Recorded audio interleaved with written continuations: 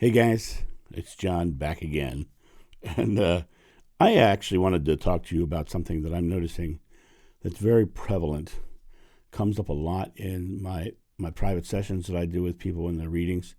Um, and it's something that we work on and we reframe and switch around and help them break out of this thought. Um, and I had this same problem in my life, and I thought since it's coming up in all these sessions and in my own life, that there's probably a lot of people out there in the world who have this same experience. So I wanted to bring it out because I think that if I bring it out to you guys here, it may help somebody who won't necessarily reach out for help. So, um, when we come into this world as children, we are coming from a place of pure unconditional love. And we come into this world, and we're in a fog, and we're looking around. You can see it in the baby's eyes. They're like, "What the heck's going on?" And they're looking around. And then one day they have this moment where they realize that they're really understanding, and they see somebody and they smile, and they get a joyful reaction at seeing someone, right, and connecting with someone. And there's this unconditional loving experience that happens between parent and child. And the parents are supposed to love you unconditionally. They are supposed to be the two in your life that throughout your life love you unconditionally. And unfortunately, there's a lot of parents that don't. And it destroys a lot of the illusions of what the world is about for the children. They suddenly feel beat down, or if they're not giving you unconditional love, what are the conditions they're putting on it? And oftentimes children don't feel like they can do enough, or they always feel like they're messing up because they're constantly being yelled at for messing up or doing it wrong, or they get B's or C's and they should have gotten A's, and so there's all this very conditional response. You won't get a positive reinforcement from me unless you do X, Y, and Z. And that is conditional. It's conditional love. If you want positive, quote unquote, love, then you have to fulfill X, Y, and Z. These are my conditions. And what I find is that a lot of the work that most people are going through in life later is still working through the processes of how their parents treated them as children. And it can set up a lifelong cycle, because if your parents have made you feel less than, if your parents have made you feel unable to do or get ahead or do anything right, then in your life you're going to start fulfilling that belief, because you're going to have that belief, and that belief is going to manifest into your life. You're also going to start manifesting people into your experience that will support that belief. So relationships will come in that support that belief. You'll have things in your life that are designed to show you that you're not able to, not capable, not that you're always messing up. Those things happen. And the interesting thing is there's a couple of things you can do about this. Number one, you have to love yourself unconditionally. You have to say, no, I am capable. I am able to. I am perfect the way I am, and this is the way I am, and I am able to achieve anything. The other thing is you have to look at your parents who were supposed to love you unconditionally, and realize that they were just as human as you are, and probably had some of those same experiences that you're having. They're probably continuing a cycle as well. My father and mother had 7 children. I was number 6 of 7. I was the one who never really fit in. I was the one who was different. I was the one who my father did not like. And I was the one who took the brunt of his abuse. And for many years, I believed I was, to use his exact words, a worthless bum. And I struggled in every area of my life, and I believed that no one would love me, and I believed all kinds of things that were just not true, because I am the creator of my experience. And the issue really comes that what you believe is what you're creating, and you have to take your own beliefs. You can't take the beliefs of others if you want to live to be you and express you fully. You have to love yourself enough to say no to their beliefs and yes to your own. It's important that you take that step. One of the quickest and easiest ways to do this is to look at your parents in your mind's eye, maybe even here in person if they're still here, and realize that they are human. And they probably did the best they could with what they knew. They probably were struggling with their own stuff anyway. And you can be the one who breaks the cycle of carrying this forward, carrying this into your next relationship. You can be the one who can carry this forward and not have your children think that way. In our household, we never said I love you. We never said I love you. Hugging and kissing always felt awkward.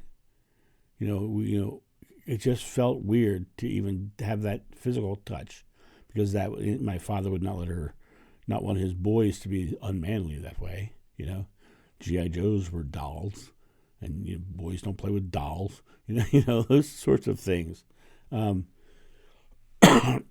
But when I became a father,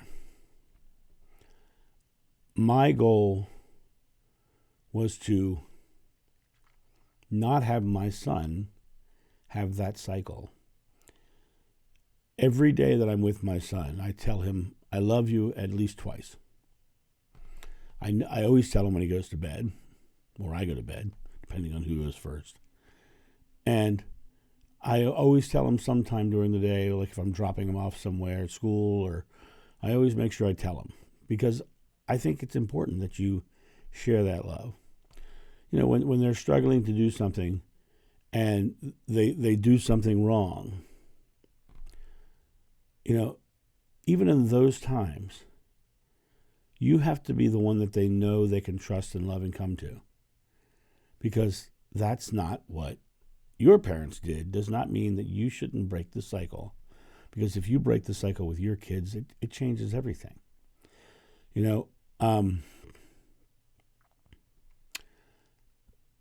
The cycles of life are interesting because they will carry on into the next experience. And I wanted to make this video specifically because everything that they said and did is now in the past. Everything that they told you couldn't do is already past the time that you would do it. You are in a different time in the here and now. And you can take the here and now and choose to love yourself, to know you're capable, and move forward. But let me tell you the abilities that you have. Many years ago, I was doing Renaissance festivals, and I needed to drive to Georgia. And I had I know some of you are going to be jealous, I had a 1978 Chevy van. And my van had a great engine and transmission, but the body was rusted out really bad. My father had a van that was sitting beside his garage. The engine and transmission were bad, but the body was perfect. So I bought that van from my father, and I put those vans side by side in the driveway. And I called my brother-in-law, because that's what we do in our household. When we need something mechanically done, we call my brother-in-law, because he is brilliant at everything he does. And I started saying, "Hey, buddy, could you help me up?" And the greatest thing he ever did for me was that day he said, "Get started and call me if you have a problem." So what I did was I put those vans side by side, and I laid 2 pieces of plywood down next to each one of the vans, and I brought out a roll of masking tape and a Sharpie pen. And as I took that van apart, each piece that came off the van, I put a piece of tape on it, wrote where it came from, and set it in order on the plywood with a 1, 2, 3, 4 right next to it. And so basically I was creating a pathway back to put this thing back together. Now, just to be really transparent here, before this, the only thing mechanical I had ever done with a vehicle was change spark plugs, which I successfully did, and attempt to change my brakes on my Chevy Nova, which I ended up gashing my finger open, and my brother-in-law had to finish my brakes. So I wasn't mechanical, and my father had told me that I was not mechanically inclined, and I should never even think about that kind of thing, because I just don't have that gene. Well, I kept going. And as I took this van apart, I had all those pieces laid out right there.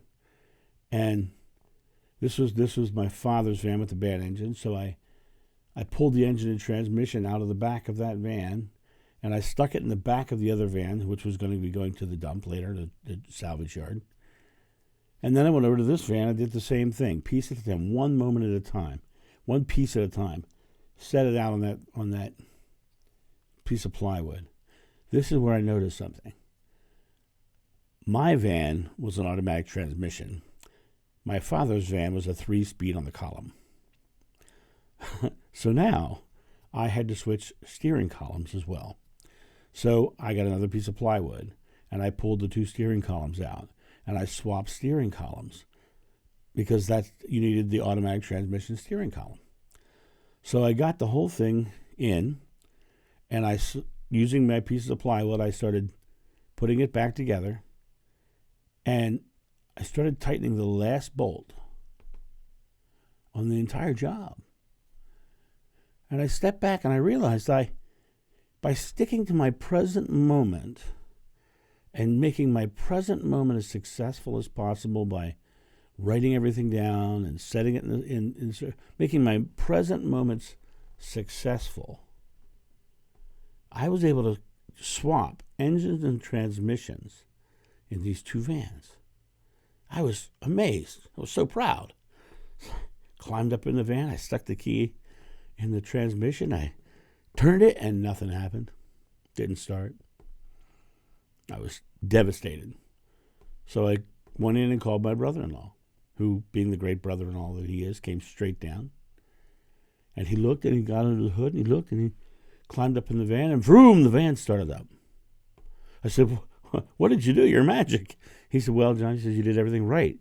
You know, it all looks perfect. It all looks exactly where it's supposed to be. But, John, you have the only automatic transmission van in the country that you have to push the clutch pedal in to start." And that is a true story. But the point of the story is this. I had no idea how. All I knew was that I had to make successful moments. Make my present moment, this moment here, as successful as possible. And the more I stacked these positive, successful moments, I ended up with a positive result.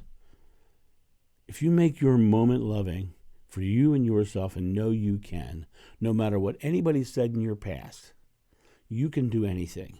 You have the ability to achieve any goal in your life.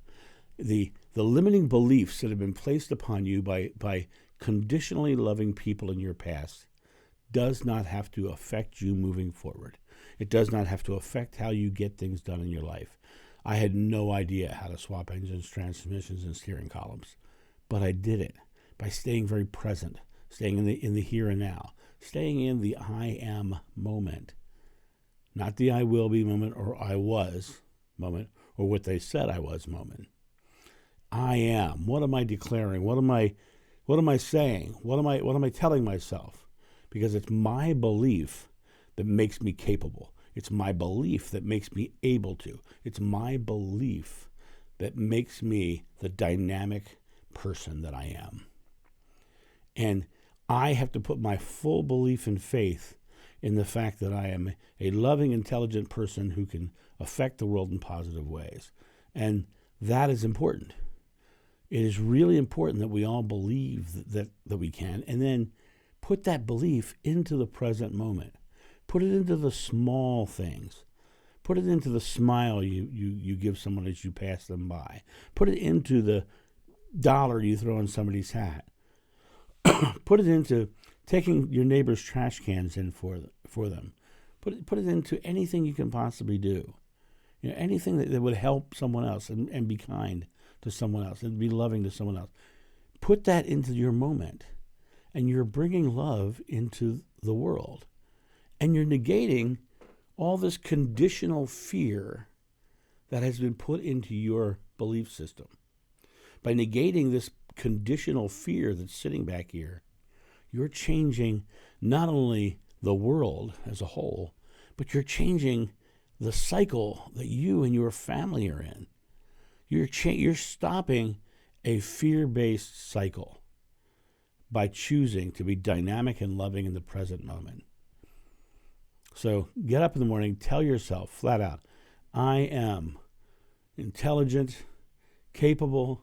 I am a product of love, because that's where you come from. You come from God, and God is love.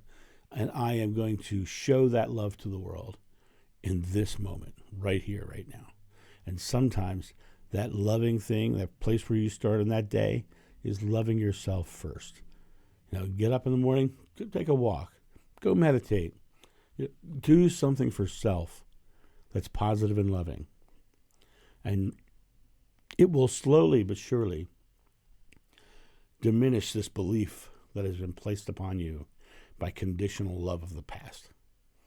Love yourself unconditionally, and conditional love goes away.